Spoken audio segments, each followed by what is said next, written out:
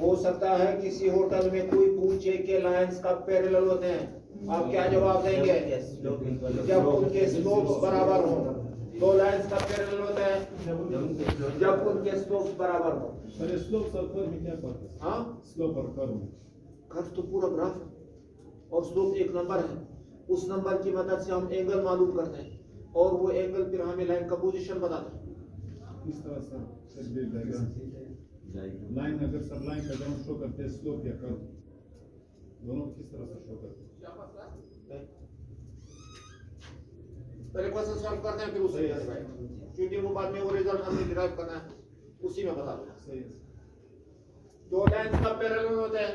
जब उनके स्लोप बराबर हो। लाइंस कब परपेंडिकुलर होते हैं? जब उनके स्लोप का प्रोडक्ट -1। जब उनके स्लोप्स का प्रोडक्ट क्या हो? -1।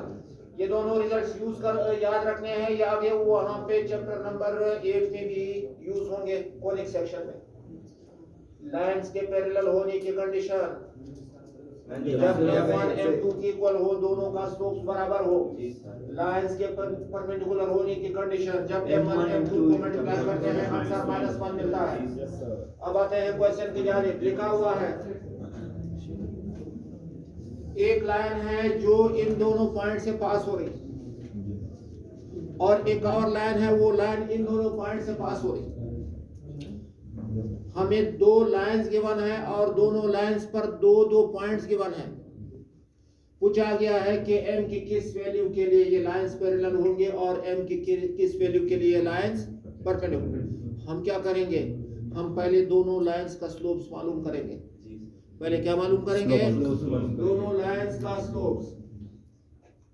फर्स्ट लाइन P2 - 3 और इस पर दूसरा पॉइंट मिल रहा है 7m। यूनुस बताएं इन दोनों पॉइंट्स की मदद से लाइन का स्लोप कैसे मालूम करते हैं? y2 - y1 upon x2 - x1। ये है x1 y1 है और ये है x2 y2। Yes sir. यही है ना? हम क्या लिखेंगे? m - -3 yes sir. 7 divided by 7 - -2 m+3 और m1 हमें मिलता है m+3/5। समझ गए? फिर सेकंड लाइन जिस पर दो पॉइंट्स मिल रहे हैं -4 और 7r है और दूसरा पॉइंट है s -7 और 13। क्या नाम है आपका? कुदरत। और s की मदद से सेकंड लाइन का स्लोप बता दें। मैंने कुदरत से पूछा है y2 - y1 ये x1 y1 है, ये x2 y2 है। अब बताएं मैं क्या लिखूं? 13 - 7 -4 यूं लिखा जाएगा। और m2 हमें मिलता है 13 - 7 -3 और m2 मिल जाता है -2।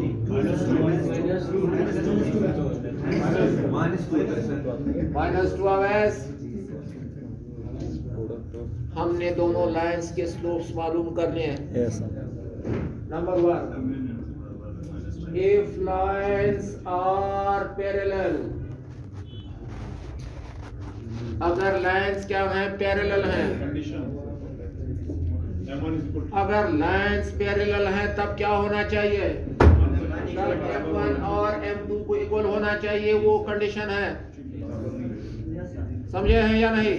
m1 की वैल्यू बता दें। m+3/5 = -2, m+3 = -10, m = -30। 3 को राइट पे शिफ्ट कर दिया, -10 -3 -13। इसका मतलब ये हुआ कि अगर हम m की वैल्यू -13 रखते हैं तो पता है क्या होगा? ये दोनों लाइंस पैरेलल हो जाएंगे। m1 और m2 को इक्वल रखने के बाद फिर जब आप इन दोनों लाइंस को ड्रा करेंगे आप देखेंगे ये दोनों लाइंस पैरेलल होंगे। इसके बाद अगर लाइंस परपेंडिकुलर हैं, if lines are perpendicular, अगर लाइंस परपेंडिकुलर हैं तो M1 M2 equal to -1. Then तब क्या होता है? M1 M2 equal तब दोनों लाइंस के स्लोप्स का प्रोडक्ट -1 होता है। सर -13 को अगर वहाँ पर पुट कर ले सर m+3 में तब तो भी -2 मिलता है यहाँ कहाँ रखें? वहाँ पर सर m+3 अपॉन 5 वहाँ m की जगह क्या रखें? -13 तो उस लाइन का स्लोप मिल जाएगा। तो m1 और m2 तो भी बराबर आएंगे। इस बंदे को समझा दें। तो कंडीशन तो फॉलो कर लेते सर डायरेक्ट m1 की जगह जब आपको -13 रखेंगे तो आंसर मिल जाता है -10/5। क्या मिलेगा? -2 मिलेगा सर। -2। ये उस फर्स्ट लाइन का स्लोप है, उस फर्स्ट लाइन का स्लोप भी है ना? यस और सेकेंड लाइन का जो स्लोप हमने मालूम किया हुआ है वो भी -2 है। दोनों स्लोप इक्वल हो जाते हैं। इक्वल हो जाएगा। हमसे ये नहीं पूछा गया, हमसे सिर्फ और सिर्फ ये पूछा गया है कि m की वैल्यू निकालें। तो अब आपने देख भी लिया कि अगर हम m की जगह हम -13 रखते हैं तो दोनों के स्लोप्स क्या हो जाते हैं? इक्वल हो जाएगा। और जब दोनों के स्लोप्स इक्वल होते हैं तो लाइंस पैरेलल होते हैं। समझ गए? लाइंस अगर परपेंडिकुलर हैं तो इनके स्लोप्स का प्रोडक्ट -1 होता है। m1 की वैल्यू बता दें। m+3 -2 नहीं मिलता है सर डायरेक्ट। नहीं हमने तो अब परपेंडिकुलर के लिए अलग कंडीशन हुई। सही है सर। m+3/5 m2 की value equal to -1। m+3 equal to -5 divided by -2। समझे हैं कि नहीं? जी सर समझ गए। Yes sir. नहीं करेंगे ऐसा। -3m -6 equal to -5। -2m आएगा। -2m। -2m -6 equal to -5। जी sir -2m equal to -5 + 6। -2m equal to 1।